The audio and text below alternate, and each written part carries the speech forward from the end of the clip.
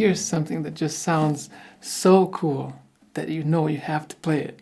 I remember hearing a recording of Baden Powell's solo version for the first time, and I was just struck by the beauty of the melody and how it had this amazing groove. So I've always wanted to play this piece in a way that sounded almost improvised, but I never knew where to start. You know, on the one hand, you have this super nice, beautiful melody that just floats, and on the other hand, you have a groove that must keep going. You know, this kind of music has to have a groove. I remember getting the sheet music for this about 20 years ago, and I wanted to just plow straight through. But, you know, even after I could play the melody and I could play the chords, I still felt like I never really understood the music. I never really mastered the technique. You know, diving in straight through and going for it all at once always ends up taking longer. And you spend a lot of time, you know, you can spend weeks on a piece trying to master, and at the end of it, you never really totally feel comfortable with it. So for me, only later, once I learned how to dissect a piece, how to dissect every element of the piece, and then put it back together from the ground up, really, that was when I really felt like I was in control of the piece. Suddenly I could play it with others, I could perform, and I could play it more naturally. So I invite you to come on this short journey with me. We'll take this piece apart, and then we'll put it back together. It's going to be quite a task. This is going to be a journey of mastery. So let's dive in. This is a 32-bar song, and it has two main sections. We'll call it section A and section B. So it's 16 bars each. And to make things easier, we'll subdivide each section in two, and we'll call it A1, A2, B1, and B2. This will give us an overview of the piece, and it will help us understand how the melody changes and also where it repeats, which is very important. A1 and B1 are quite similar, as are A2 and B2.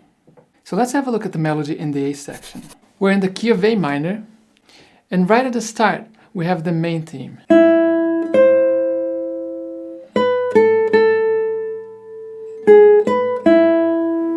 You can see that the melody has these jumps or leaps. There's a minor sixth right at the beginning from the E to the C, and at the end of the phrase there's another leap, this time a perfect fifth, from the B to the E. It's really the minor sixth that gives this lyrical and somewhat sad quality.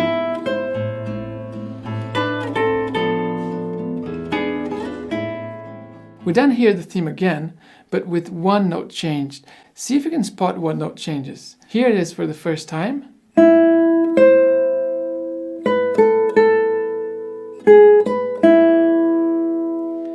And here it is for the second time.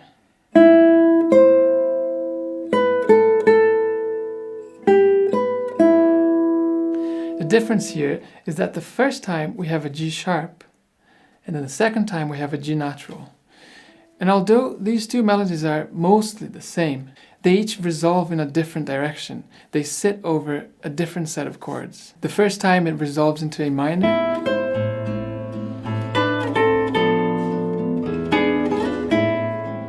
and the second time it resolves into C major.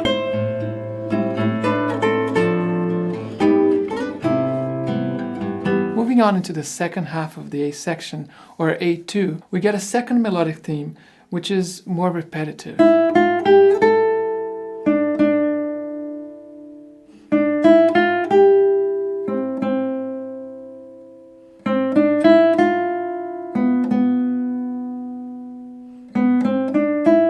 We can break this down into 4 smaller phrases, which have the same shape, but each time start on a note lower. The first time starts on an E. The second time starts on a D. The next time on a C. And then lastly on a B. This is often used in music, and it's called a sequence, when the overall pattern of a melody is kept the same, but is shifted higher or lower. So in the A section, we have 2 themes, a longer melody with leaps in the A1, and a second theme which is mainly based on sequences in A2. So let's go on to the B section. B1 begins the same way as A1. We have the first melodic theme just as heard for the first time.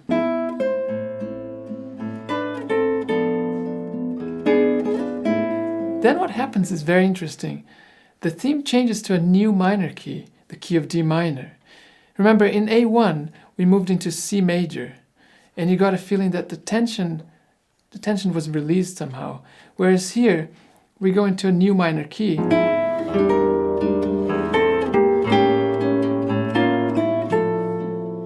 And it's like the tension is increased.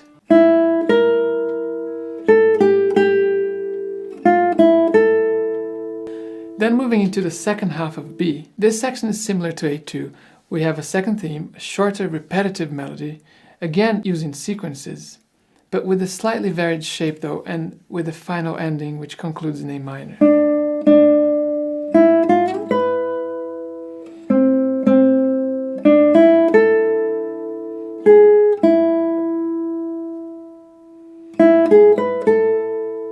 Now that we have a good overview of the melody, let's now look at the harmony, the chords. In A1, we start with 3 chords: A minor 7, B minor 7 flat 5 or B half diminished, and E7. I'm going to be using a basic bossa groove to play through the chord changes. And that again. When we hear the melody for the second time, when we have that slight change, the chords changed into the key of C major. And so we have D minor 7, G7, and C major 7.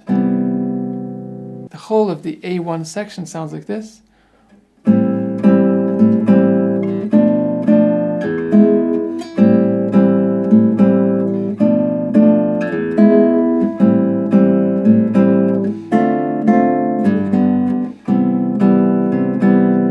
And then we have an A7 chord, which is like a linking chord to the next section. So basically in A1, we have chords in the key of A minor and chords in the key of C major, and at the end we have a linking chord, the A7. So now let's go into the second half of the A section, the A2. And something really cool happens here. The chords move along the cycle of fourths, which means that every new chord is a fourth away from the previous. So we start with D minor 7, then we go into G7, which is a fourth away, C major 7,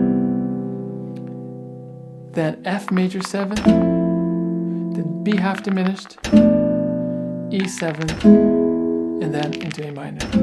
So each new chord is a fourth away from the previous chord. In the B section, in B1, we're again in the key of A minor, and the chords are exactly the same as A1.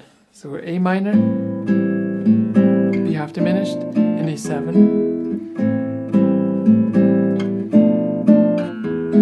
And then something really cool happens here. We go into the key of D minor. And remember, here is when the tension rises. The chords are E half diminished, A7, and D minor 7th. And then in the last segment, we have an interesting bass movement, which creates quite a cool progression. We have D minor over C, B half diminished, and then E7. You can see that the bass moves from D down to C, into B, and then it leaps into E. So if I play it to you, it sounds like this. And then the same thing happens, but starting on A minor. So here the bass goes from A into G to F, and then leaps to B. So the whole of B2 sounds like this.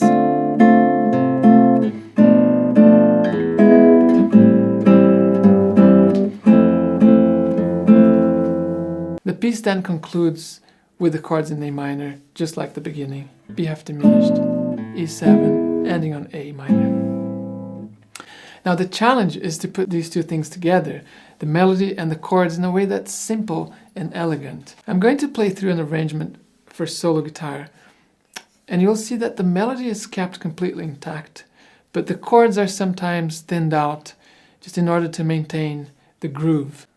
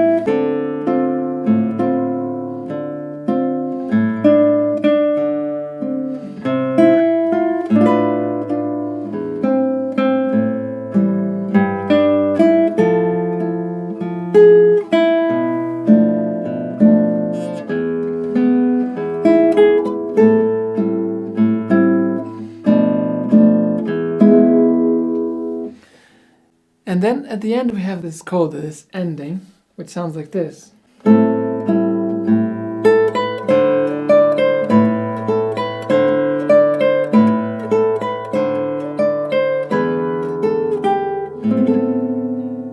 Congratulations on making it to the end. I hope this was a useful lesson to you. Please don't forget to pluck on the like button and subscribe to our channel if you'd like to hear more from us. All tabs and everything that was played today is going to be up on Patreon. It's patreon.com/altguitar. And thanks so much, guys. See you soon.